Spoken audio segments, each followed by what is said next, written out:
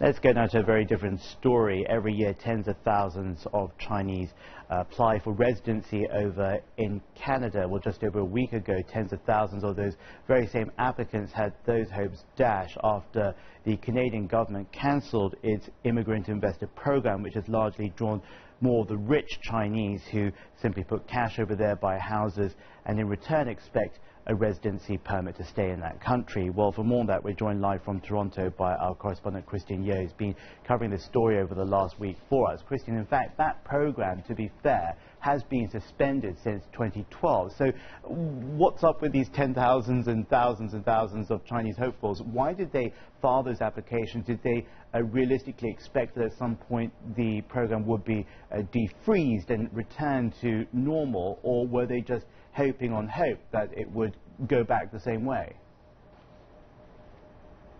Well, James, these thousands that you refer to, they had already applied and they didn't expect for the program to be cancelled in the way that it was. There were long-standing concerns about the Immigrant Investor Program, and there was speculation about its cancellation even before its suspension in the summer of 2012.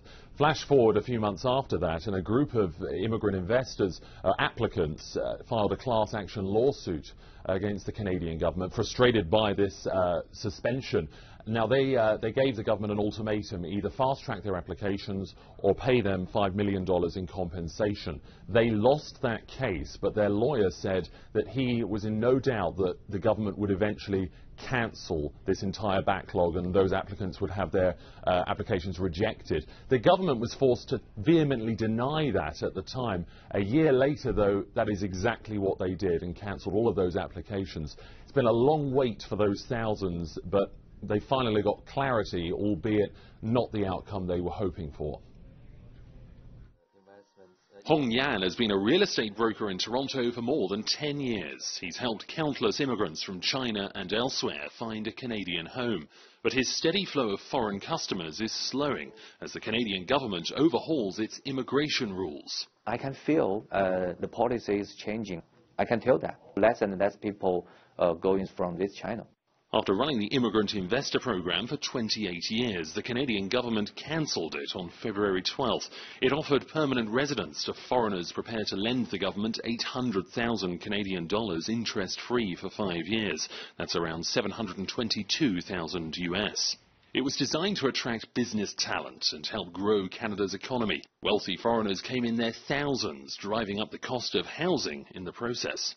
It definitely affected the property price, the appreciation of the market, especially in Vancouver.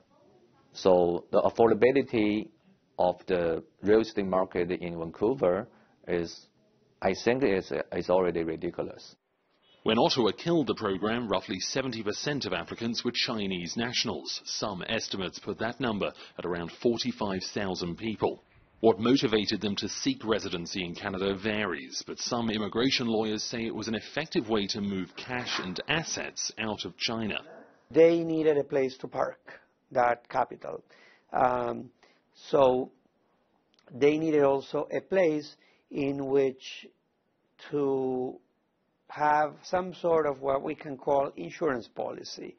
So in case of trouble in China, they would have the door open in Canada to move immediately back and have property and just enjoy their capital. The scheme developed a bad reputation as a way of buying a Canadian passport. Stories even emerged of unscrupulous consultants offering criminals and corruption suspects an easy way into the country. Some immigrant investors moved their families to Canada but then returned to China with no intention of moving their businesses here or paying Canadian taxes. The reason why they pay less tax, I think, maybe because, the Canadian and the government and the Chinese government, they have different policies, because some investors, they already pay tax in China, and because they have their own business in China, so they pay tax to Chinese government. So some investors, maybe they pay less in Canada. As concerns mounted, the government suspended all new applications in 2012. Thousands of cases went unprocessed and have now been cancelled. And the Canadian government says it's now considering new economic migrant schemes that are more effective at delivering new jobs and tax revenues for Canada. But we're no closer to getting an announcement on what those schemes are. And of course, there's no guarantee that the applicants to the Immigrant Investor Program will be eligible under new criteria, James. Well, Christian, I want to push you a little bit more on that one over there. I know you said that there's so far little indication that there isn't necessarily going to be an overlap between the successor to this Immigrant Investor Program, but we have heard a little bit about an entrepreneur work visa, I think it's being called. Do you know anything about that, and also other likely directions that the Canadians could take with regards to future immigration policy?